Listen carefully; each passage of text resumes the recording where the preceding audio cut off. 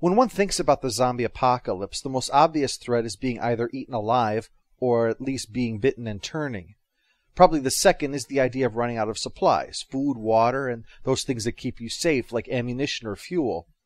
Max Brooks really gets into the details and ramifications of the events with his book, so it's no surprise that he gave equal thought to the threats that needed to be faced in any attempt by humanity to reclaim the world from the living dead.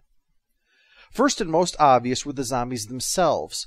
The general explains in detail that they were facing an enemy that was truly practicing total war, that every single zombie everywhere was committed to their cause, the consumption of all life on Earth, every moment of every day, and would never tire nor deviate from that goal, could never be convinced or forced to stop short of ending their existence.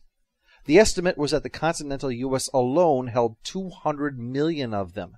And since each of those fully committed zombie soldiers was capable of restarting the plague, it would require a counterattack unlike any ever done, to exterminate all of them, after they had driven nearly every nation into retreat, no less.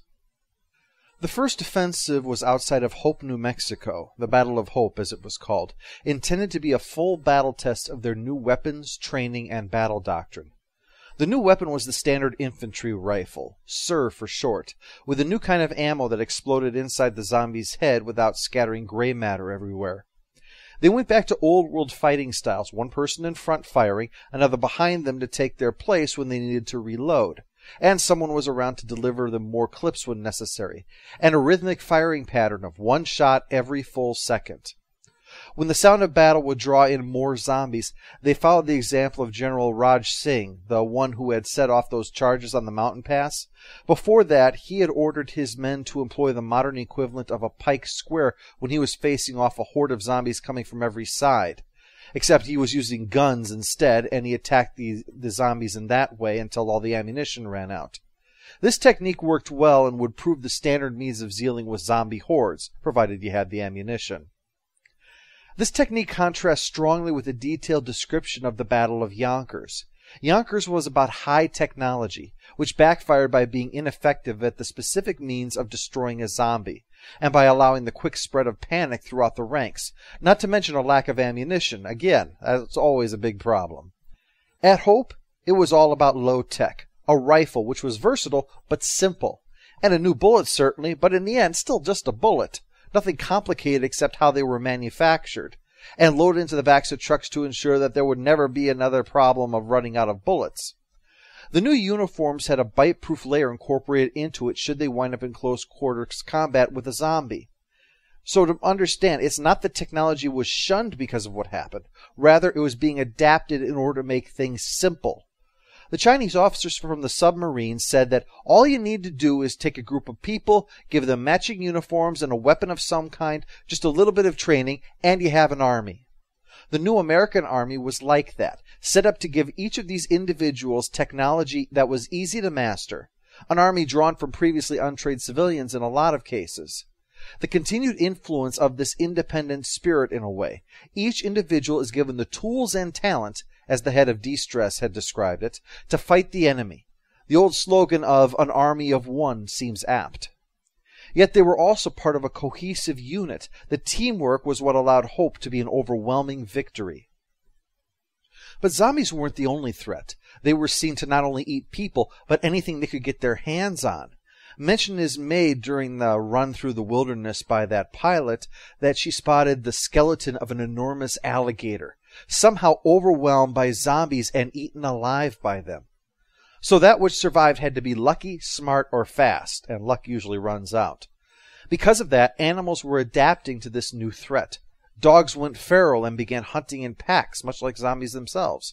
Rats had to become faster, more agile, better at hiding.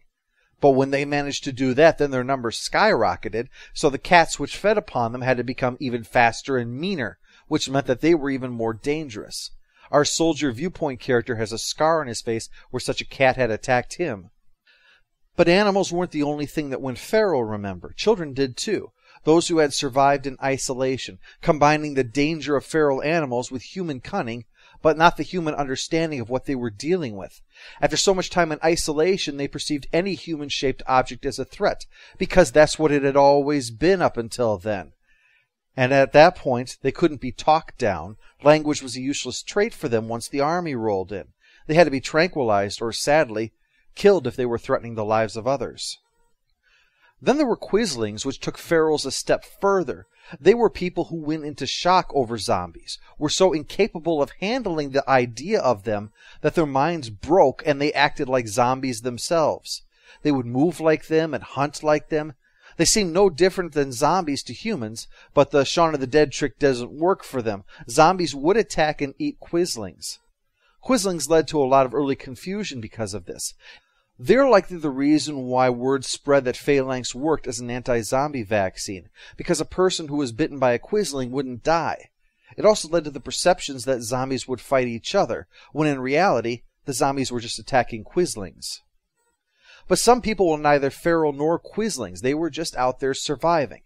There were the last man on earth situations where someone had survived alone or in extremely small groups. Or they had survived a while but wound up buying it in the end. They weren't necessarily threats, but if they felt they didn't want to be rescued, and someone skilled at avoiding zombies and ferals of all types for the better part of a decade could probably be a damn nuisance if they wanted to be. Not to mention that to survive, they would have had to find ways to combat zombies while they were sleeping, with things like booby traps. Traps which would be unable to tell the difference between a human and a zombie, but could kill both either way.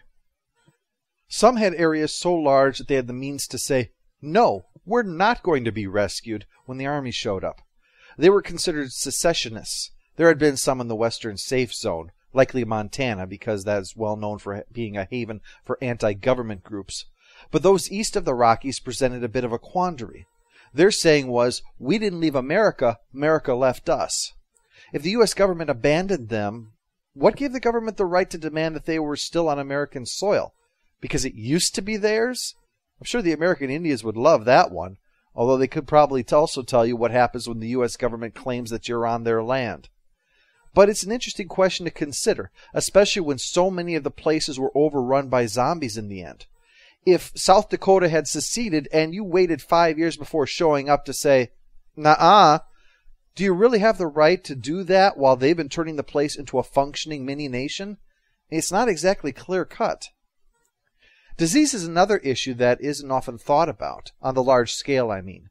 But between the nuclear exchanges that were screwing up the environment to the constant wandering about by toxic and rotting beings, not to mention people surviving in places without proper medical care or likely sanitation for both human waste and human refuse, well, spreading germs was something that was going to be expected. Another issue was the fact that all this stuff has been largely abandoned, and not everything can last indefinitely, especially when exposed to a massive change in climate.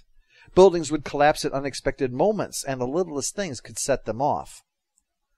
All of this shows that the zombies, which may have overthrown civilization over most of the planet, weren't the only threat faced when humanity tried to take it back.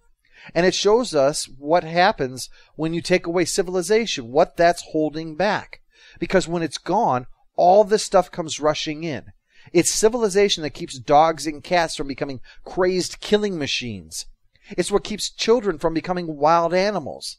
Civilization keeps rats and disease under control. Groups specifically dedicated to making sure that they don't become a health risk. Civilization keeps infrastructure and buildings repaired and ensures that necessary maintenance is carried out.